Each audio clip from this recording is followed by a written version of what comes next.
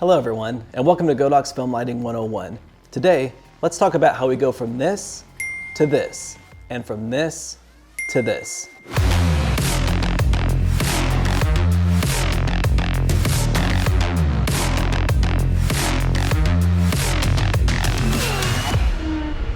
Filming outside on a bright sunny day can be pretty challenging. That afternoon sun is high in the sky, casting hard light and harsh shadows. A lot of times, your subject is either underexposed or overexposed, depending on the direction you're shooting. Let's take a look at two different lighting setups and how we're able to use the sunlight as our tool. First off, choose your angle. Using the sun to backlight your subject is always a good starting point. Placing the sunlight behind your subject helps give them dimension and also pulls your subject away from the background. Next, you'll want to find a nice background that has plenty of contrast to your subject.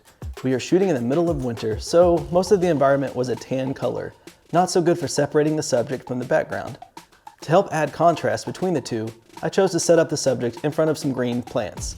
The sun is backlighting these plants as well, which gives them plenty of texture. Now that we've established our angle, let's set up our scene. When shooting in sunlight, you want to try to wrap the sunlight around the same side of your subject.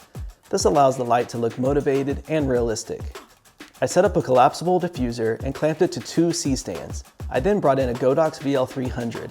The VL300 at 100% power is actually brighter than the sun. It can be powered by two V-mount batteries, which is exactly what we needed since we didn't have access to a power source. Shining the bright VL300 through the collapsible diffuser illuminates the subject with soft, natural-looking light. Because of her blonde hair, the backlit sun was blowing out the highlights of the image. To help with this, we brought in a 4x4 silk flag to help soften the sunlight on her backside. This allows her to remain backlit, but with softer, smoother roll-off. From here, I added a flag to her opposite side to help reduce the amount of light bouncing off of the ground. This helps shape the light on the right side of her face. This is called negative fill.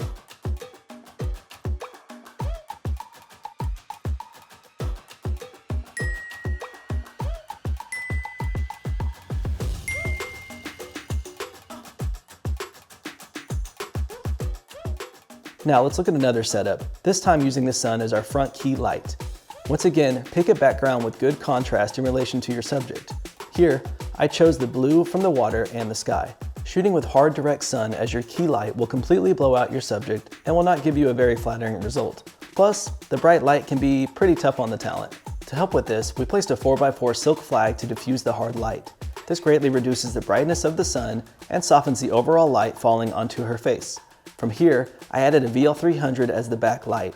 Once again, I was able to power the light with V-mount batteries. This light helps create a rim around the subject and separates her from the background.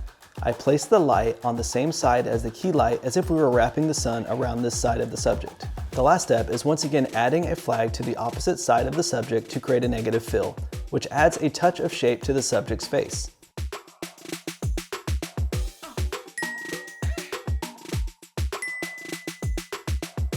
Hopefully some of these tips will help with the next time you shoot out in direct sunlight. Bouncing and diffusing light is a great way to use the sun to create a better overall image.